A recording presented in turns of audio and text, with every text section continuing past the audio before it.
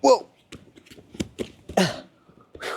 Guys, stop getting stuck in the X guard. Here's a really simple way to deal with when your opponent puts you in the X guard situation like so, with the traditional footlock grip, okay? Now, I got into this position a multitude of times in series of competitions, and I use the same pass almost every single time, and I'm able to pass the guard very efficiently and effectively.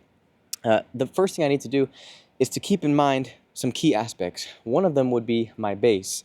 If my hips are facing in a perpendicular direction of my training partners, it's easy for me to start losing my balance forward and backwards. So the first thing I want to do is I want to take my rear leg and turn it inwards towards my training partner, almost so that way my hips are in the same line as his. Now as he goes to extend his legs from here, it's a bit more challenging for me to get off balance. Now the second thing that I want to do is take both of my hands and control that far side arm. The reason why I want to do that is because once I do, I start the action of bringing his shoulder off the mat. And once I bring his shoulder off the mat, it becomes extremely difficult for my training partner to elevate or knock me off balance from here, okay? My training partner needs his shoulder on the ground so that way he's mobile, he can turn it on his side, and he can be explosive from here. So as soon as I take his shoulder off the ground, it becomes a lot more difficult for him to do so. Now what I need to do is take my legs out of the X configuration right here, okay? So what I'm going to do is I'm going to capitalize on the space between his knees, okay? A really good X guard player will keep their knees close together, closing that space off. But oftentimes you'll find that there will be a space in between the knees. So in order for me to make my legs go through the X configuration, what I'll need to do is I'll need to bring my weight above his head, okay? Let's rotate this way a little bit. So as I bring my weight above his head, like so, my rear leg becomes extremely light, allowing me to thread my foot through, okay? Now, the thing is even if I thread my foot through and I just land in the same spot, he can just re-pummel his legs over and over and over again, okay? So what I'm gonna need to do is I'm gonna start the action of pommeling, and as soon as I pommel, I'm gonna start a series of back steps as I change my hip level, okay? Now, the reason why I need to change my hip level is because if I backstep really well, do a great backstep, however, I don't change my hip level, he can just chase me, follow, putting in his hooks, bring me back, and now I have to start all over, and he's recovered his guard, okay? So, what's really important for me to do is, as soon as I pummel out of the X configuration, I perform a series of backsteps as I change my hip level, okay? It's gonna make it very hard for him to recover. Now, at a high level, oftentimes, you don't even need to perform a series of back steps. What you can actually do is just drop your weight on your training partner, and I'll show you, I'll clip a video in of me hitting this move in competition, where rather than just doing a series of back steps, I just completely dropped my weight all the way down on my training partner's shoulder, creating that space and eliminating that space as fast as possible, okay?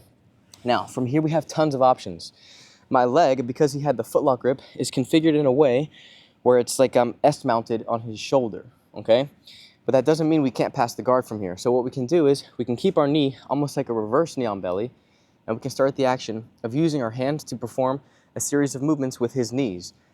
I can push his knees away to create back exposure, or I can take both of my hands to his knee pants to prevent him from bringing knees to chest, allowing me to get a good connection with my chest to his as I just baseball slide off and get to a passing position, or more so a pinning position, okay?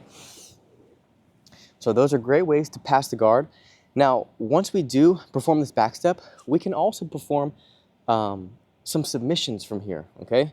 So let's take a look at what kind of submissions we can hit. So let's spin this way a little bit with your head facing this way. Perfect. So X guard once again. Let's perform that same exact passing motion where I pommel my legs out of the X configuration and I perform my back steps.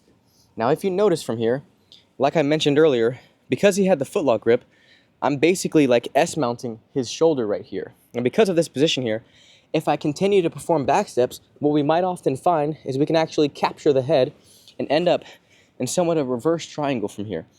We have tons of different options what we can do. We can even start to look up locking up reverse triangles. We can even fix our triangle to make it more proper and hit it in a more correct fashion where we have the traditional triangle from here, okay? In addition, what can also happen is as I perform these series of back steps, my opponent might see that I'm looking to capture his head. So he'll keep his head close to the ground and not allowing me to capture his head. So a really easy option we can do from here is keep a back heel motion on my training partner's tricep. And now I can just roll over my right shoulder and start to look at omoplata finishes from here. If his upper body is up like so, what I can do is just take a hand and fish it through and connect my hands, making sure that he doesn't go away from me here, okay?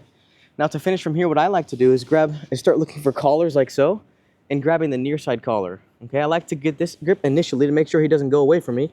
And now once I've secured the position, I can start looking at controlling this lapel. And now from here, it's very difficult for him to go away from me or towards me, okay? So now to finish, if his chest is up, I can just start the action of a couple of hip escapes in order for me to get a shoulder lock finish, okay? Now his shoulder doesn't have to be on the mat when his chest is off the ground. However, when he leans forward and brings my back off the ground, in a situation like this, where we have a traditional omoplata, let's just rotate this way a little bit. Now in a situation like this, in order for me to finish, I do need his shoulder on the ground. So what I can do is connect my feet together, extend, making sure that his shoulder's on the ground. Now I can start the action of coming up and placing this near side knee on the floor, okay?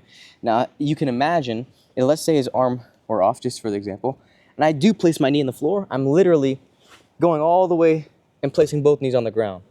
So you can imagine if his arm is still in this configuration here, whereas when I do have the omoplata, I'm bringing my knee all the way to the ground, and it's a very strong finish for the omoplata.